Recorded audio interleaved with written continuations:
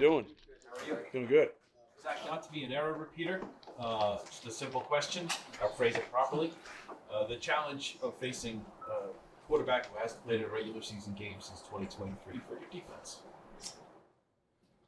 I don't know if it's so much the challenge of that he hasn't played in a while. I mean, more than just the whole team as a challenge.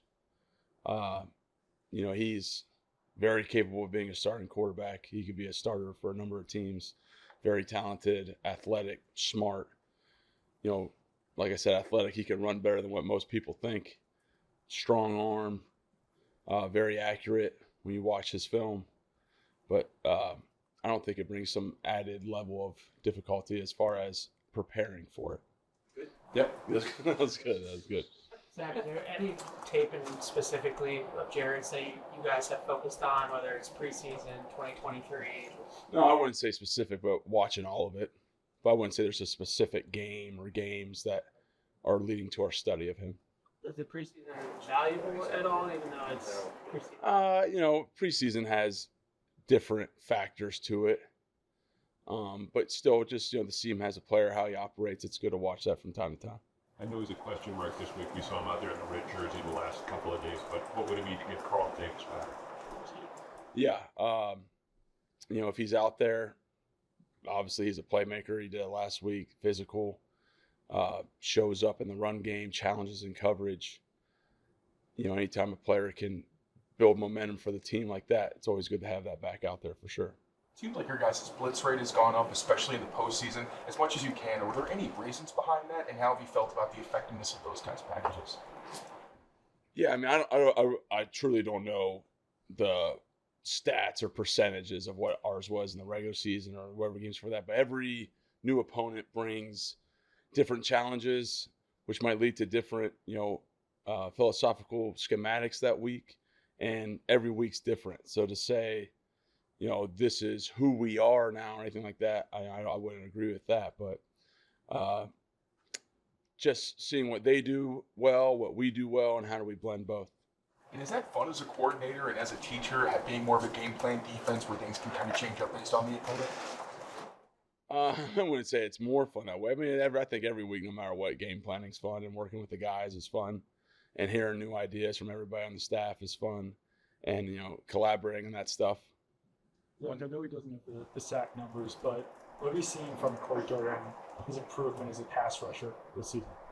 Yeah, and I don't want to get past either the run game stuff with him, because his technique over these I was talking about there at practice today, how his technique in the run game and in the pass game has just skyrocketed. And truly how we tell the guys we got to get better as the season goes on. He's truly done that. You look at his pad level, his strike, his hands, how he sheds, all that's gotten better. I'm proud of him for that. One of the themes that we've heard talking to Coach Rabel and some of the players is just the challenge of a Sean Payton scheme. What do you see of that challenge? Like, what makes it the challenge? Yeah, he does a great job of mixing things up. The one thing you can tell about Sean Payton, calling a game or just managing a game is there's no, pride or stubbornness there. If something's not working, he'll move on to the next thing. You can tell he's about trying to get the win, not the stats or anything like that. And that involves, things that you might not have seen on film. He's got a large menu, it looks like, how he mixes up personnel. I remember when I was, basically a QC in Tennessee, and I was the personnel guy in the box. Anytime you go against him, you gotta be on point. He mixes up personnel well, moves different pictures out of different personnels, whether it be 21 personnel, now the fullback's out here or he's here. They do a good job of, getting coverage indicators, and we got to do our best against that, not to tip our hand. But he does a great job just of mixing up run, pass. Not a lot of tendencies. Hey, when there's personnel, or if this tight end's in the game, or if this running back's in the game, or if these receivers are in the game, he's pretty balanced. So we just got to line up, know our rules, know our matches, know our fits, and just play ball and play what we see in front of us. Zach, he's mentioned that piece of trying to uncover the disguises that you guys will have coverage-wise in the challenge that Sunday. aside from the basic, let's put a big body out, to the sideline. What are the ways that they do that to opposing defenses? Yeah, different motions to see how you react to motions. Obviously, yeah, like the non-skill at number one to see who goes out there with them. But yeah, different ways of building formations to see who's moving where or adjusting on motions, whether it be in or out or across, and see what players do. It sounds kind of like your own system on offense. Is that something that's uncommon in the NFL, to be able to mix up packages and have so many different presentations? You're saying offensively? Some guys stick to what they do, and I remember there was one game, and it's not like it's a knock, but it's the year the Rams won the Super Bowl, and I think we played them in 2021, and they played 11 personnel the entire game. It's just different philosophies. Yeah, so some guys mix up, some guys stick to what their best personnel is out there, and they just ride with that. Zach, they've been really patient and efficient against too high coverage. And I know Bo plays a big role in that, especially as a guy who avoids sacks, I think, better than any quarterback in the league. Can you count on that same efficiency with Stidham, or will you have to figure out that piece? Yeah, there's going to be some adjusting throughout the game, and see how he's playing certain things. There is some balancing of what you've seen on tape and what's going to happen in the game and how he reacts to that and how we move on to our, next step after that. How was today? It's good energy. Guys are flying around. You can tell they're very into it. They're excited for the opportunity. They know how hard it is to get here, to be one of the Final Four, and I don't think they're taking that for granted, and they're taking each day as professionally as they can with some enjoyment with each other going out there together. How do you deal with the uncertainty around a guy like J.K. Dobbins, who's just coming back? They just opened a practice window, and his potential impact in a game like this if he's healthy?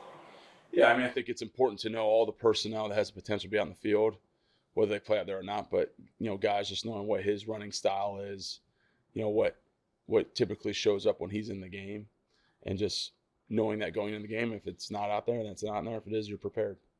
How do you assess their offensive line? Yeah, obviously they got all pro guys out there. They play well together. It's a smart bunch. It's a physical bunch. Like I said, they play well together. They good chemistry with the quarterback as well. They've done a great job up front. They have. And it's shown in the protection of the quarterback, the efficiency in the run game. It all shows. Zach, going back to that game in 21, how long did it take you to get a beat on what Sean was trying to do to you guys that day? Oh, God, I don't remember. I really don't remember. I was just more on staring at the sideline, making sure I was getting the personal end on time. You got to be locked in for him. We have two more questions. Is there something to his pacing, the rhythm with which he calls the game, even though there's different personnel groupings? Is it a different pace? Yeah, I would say he's outside the normal with that. That's how he uses tempo, the timing of substituting and just, going on the ball at the same time. He does a good job of mixing that stuff up, and we got to be prepared for all of it. Elijah Ponder's a guy we've seen play inside, outside, even dropping into coverage at times. Can you speak a little bit about his growth this season and what he's brought to the defense? Yeah, I'm proud of Ponder because usually once you hit that, 12th or 13th week when they're used to being in college, the kind of a wall hits.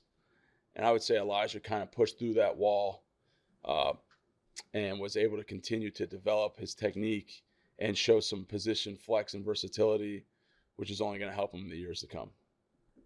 Yep. Thanks, guys. Appreciate y'all.